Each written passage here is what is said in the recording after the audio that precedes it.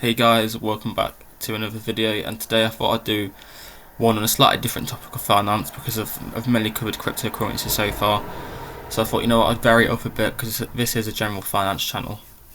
So if you're living in the UK, recently there's been like this conspiracy theory going around of like people after got a certain amount of money in savings that they're going to have to pay tax on it, and some people have been quite confused about what that actually means.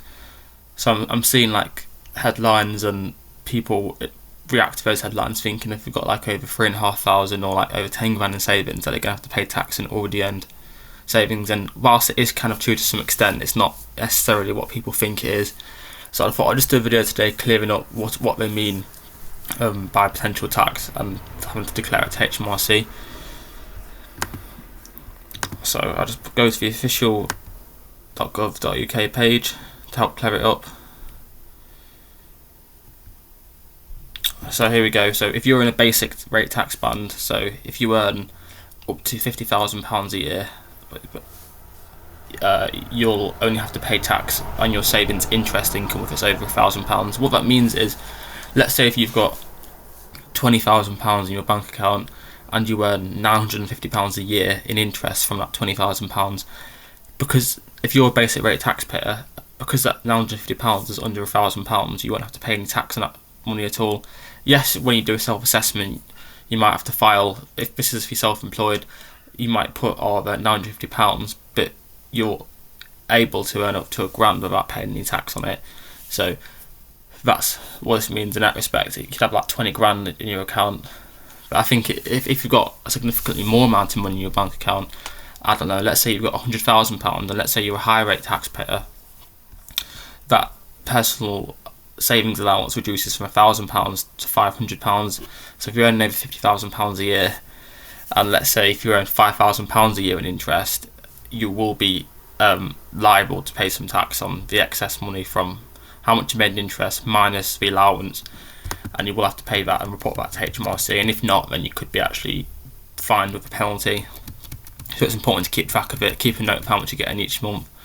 One thing I would do is that I'd separate your money you get in interest each month into a separate account. That way at the end of the year, when it comes to calculating how much everything is, it's quite a lot more easier and efficient at determining if you're over the threshold, under the threshold, what to put in your self-assessment, things like that. The last thing you want to do is not be aware of it and then get whacked with a massive tax bill.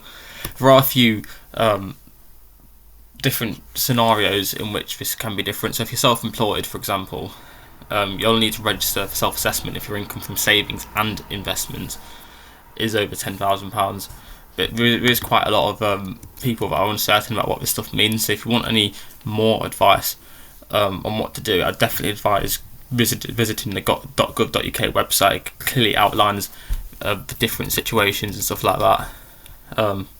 It's like it says here, it's important to contact HMRC if you are unsure. Like if you've gone previous years without paying it and you backtrack and you realise actually I would have been liable to pay tax, it's better for you to contact HMRC first rather for them to eventually find out and then contact you, because a penalty, you'll still get a penalty, don't get me wrong, but it's a lot smaller than if they were to contact you, because you've basically done them a favour and it's an admission of guilt, a genuine mistake, and that's kind of viewed as a lesser crime rather than intentionally avoiding it or just not realising at all and reporting it to them.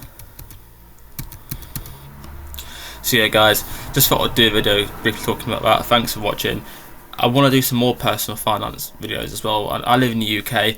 A lot of my viewers could be from the United States, so these laws won't necessarily apply to you guys, but I thought just because I've seen the rage bait headlines recently like this, and I had someone in my family ask me about what it means as well, so I thought, you know what, I'm just gonna do a video outlining it. And yeah, thanks guys, thanks for watching, and see you next time.